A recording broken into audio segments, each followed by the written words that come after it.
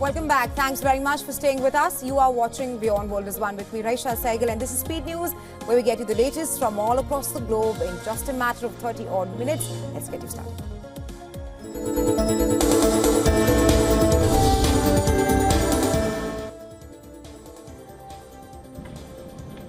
Fast-moving wildfire ripped through an affluent neighborhood in Los Angeles, California, engulfing almost 3,000 acres of land. About 30,000 people are ordered to evacuate, causing panic and traffic gridlock in Pacific Palisades neighborhood, as more than 13,000 structures are under threat. Los Angeles County Fire Chief has warned that they are not out of danger, adding that the winds are expected to pick up. Hundreds of firefighters have swarmed the area, attacking the blaze from the ground and from the air. The crew are also working in steep terrain to cut back vegetation and create fire breaks. The White House said that U.S. President Joe Biden has been briefed on the fire, and his team is in touch with the local officials to provide help.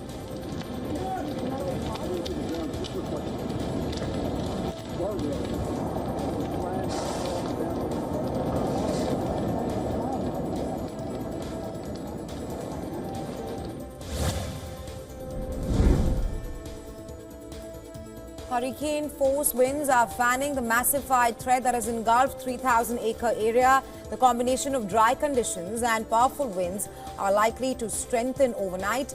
Multiple homes have been burnt down as powerful winds spread far and wide. Los Angeles County Fire Chief has warned that they are not out of danger as the winds are expected to pick up. On the northern edge of Los Angeles, another fire broke out in Eaton Canyon near Pasadena, quickly consuming 200 acres. The wildfire threatened homes in an upscale section of Los Angeles, forcing evacuations after officials had already warned of extreme fire danger from dry and powerful winds.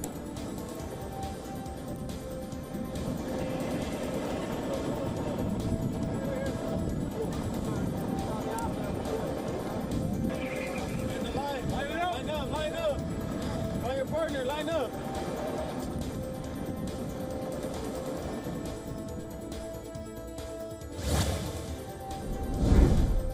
U.S. President-elect Donald Trump has refused to rule out the use of military force to seize control of the Panama Canal and Greenland, as he declared that both the territories will be important to American national security.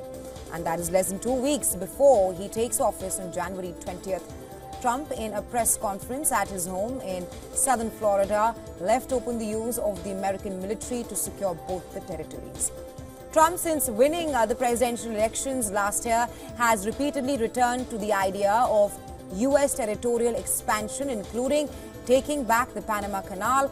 He claimed the canal is being operated by China. He also criticized deceased Jimmy Carter for permitting a handover of the Panama Canal when he was the president. The canal was built in early 1900s, and the U.S. maintained control over the canal until 1977. When treaties negotiated under President Jimmy Carter gradually ceded the land back to Panama.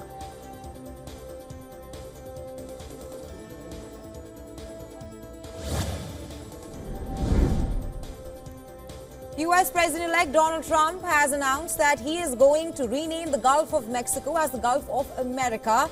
He yet again warned the southern neighbor of massive tariffs if it did not halt illegal border crossings. He also threatened using economic force against neighboring Canada. The Republican president-elect had gathered reporters at his home in southern Florida to announce a $20 billion Emirati investment in U.S. technology. But he quickly returned at length to other campaign themes.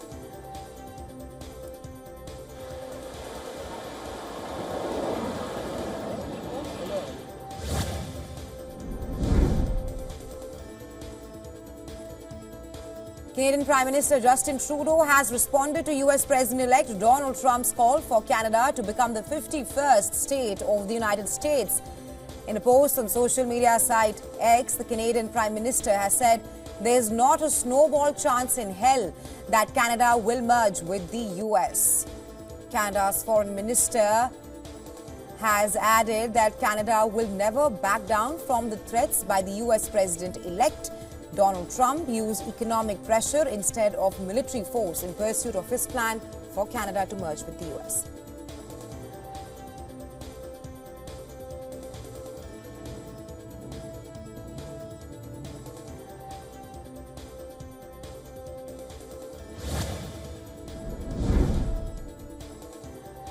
European Union's foreign policy chief Kaja Kallas has accused Russia of using gas as a weapon and waging a hybrid war in Moldova.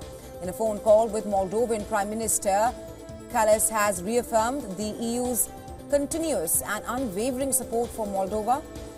Transnistria, a breakaway region of Moldova that shares its border with Ukraine, has been living without gas since January 1st, the day on which an agreement between Moscow and Kiev to ship gas across Ukraine came to an end. The people of the region have resorted to burning wood to combat the freezing temperatures there.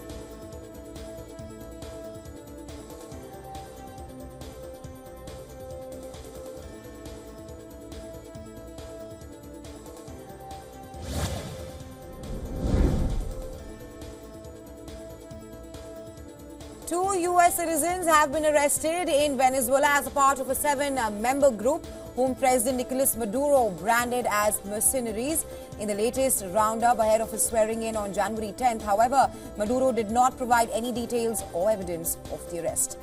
The U.S. Department of State is yet to issue any response on this as well.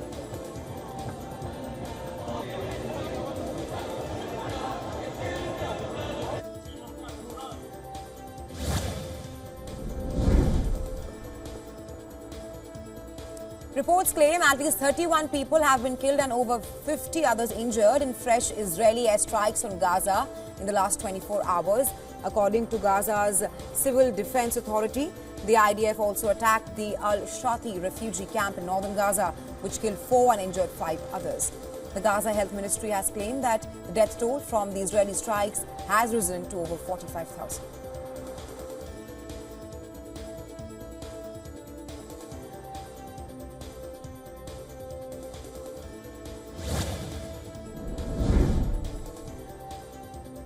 Indian Space Research Organization is set to get its new chairman. The director of ISRO's Rocket and Satellite Engine Development Facility, Dr. Narayan, has been appointed as the new ISRO chief.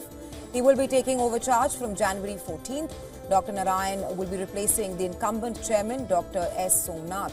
ISRO has achieved several feats under the leadership of Dr. S. Somnath, which include missions like Chandrayaan-3, Aditya L1 and SpaceX mission.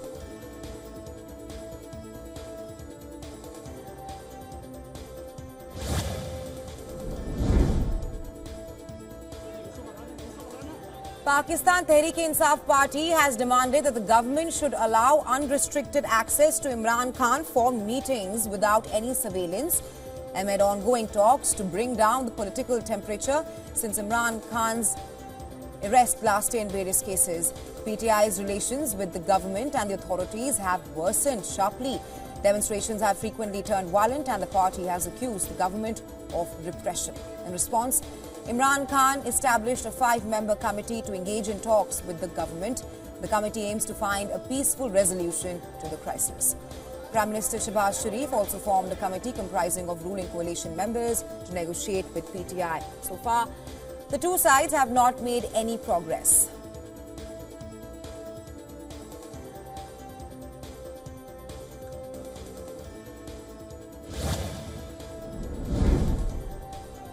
Former Bangladesh Prime Minister Khalida Zia has left for London for medical treatment.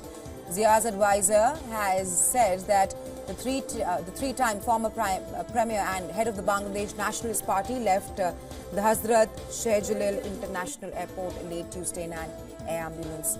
Zia was sentenced to 17 years in jail under Sheikh Hasina's regime following 2 corruption cases stemming from 2001 to 2006 when she was the Prime Minister of Bangladesh.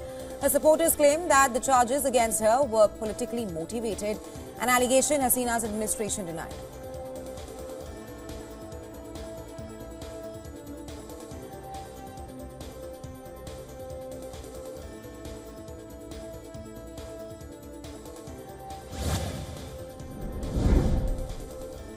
Bangladesh has revoked the passport of former Prime Minister Sheikh Hasina along with 96 others in connection with their roles in the crackdown against demonstrators during the student protest in 2024. Apart from the cancellation of the passports, the Bangladesh Financial Intelligence Unit has ordered all banks and institutions of the country to send information and transaction details of Hasina, her sister Rehana, son Sajib Wazid Joy and daughter Saima Wazid, among others.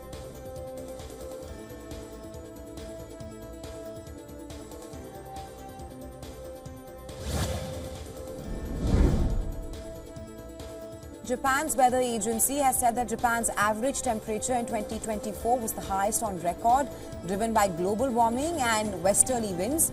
The average temperature from January through December was 1.48 degrees Celsius, higher than the mean temperature for the 30-year period. The record high average temperatures were observed in autumn last year after the country already witnessed its hottest summer, tying the previous record logged in 2023.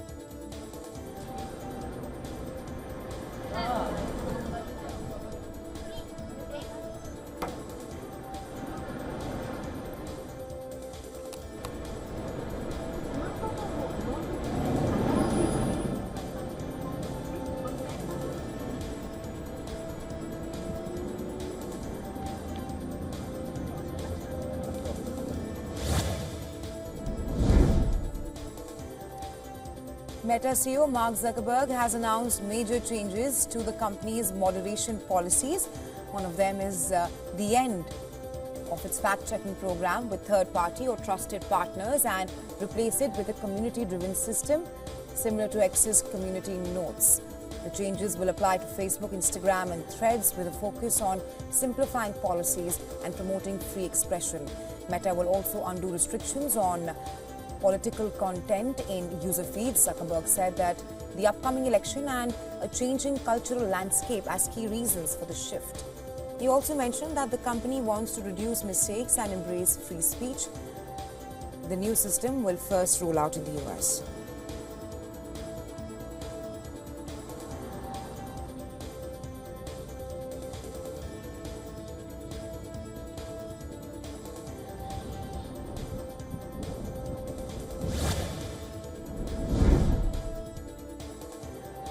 Robotic puppy named Genie is offering companionship to seniors with dementia, developed by Tombot. The lifelike yellow Labrador responds to touch and voice commands, inspired by CEO Tom Stevens' experience with his mother's Alzheimer's. Genie is designed to remove loneliness, anxiety and depression. With over 300 million seniors worldwide unable to care for pets, Genie bridges the gap, providing unconditional love through innovative technology. Debuting at CES 2025, the robotic puppy is set to make elder care easy.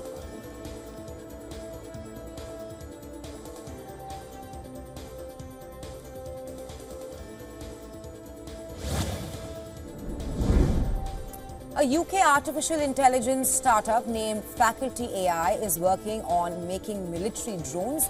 The company has close ties to the UK government. It has previously worked with the National Health Service and the UK's AI Safety Institute. As per the reports, Faculty is making AI systems for unmanned aerial vehicles. Unmanned aerial vehicles are aircraft that can fly without a human pilot on board. This raises ethical concerns about its role in defense technology. Governments worldwide are racing to tackle the risks of advanced AI. UK Faculty has not yet confirmed the report.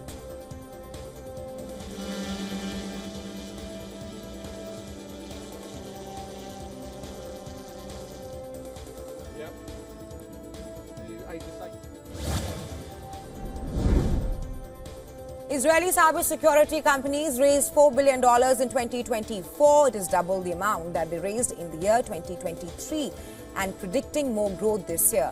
According to Wild Ventures, it says that the growth is driven by increasing demand for cloud and AI security.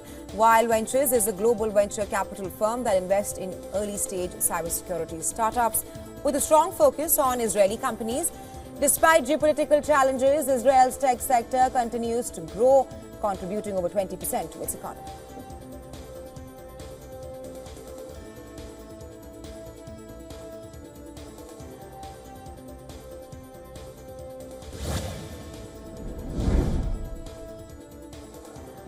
Well, stocks in Tokyo, Hong Kong and Sydney dropped, dragging down a regional index. This after US stocks fell after investors were disappointed with Nvidia's product presentation. Nvidia's shares fell 6.2%, marking the biggest single-day decline in 4 months. This contributed to a broader trend in the tech industry. Hong Kong stocks, particularly from the tech sector, recorded the steepest fall in the region, while Chinese stocks followed closely.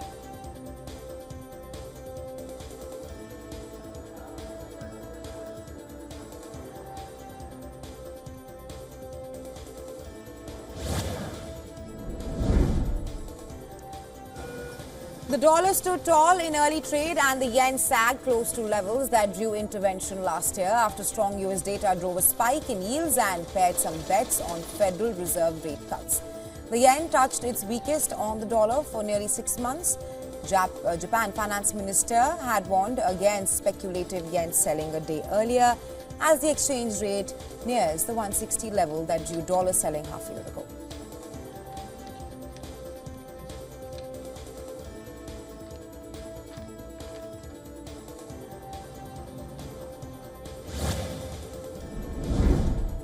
Oil prices rose in early trade as supplies from Russia and OPEC members tightened, while data showing an unexpected increase in US job openings, which pointed to expanding economic activity and the growth in oil demand, which followed.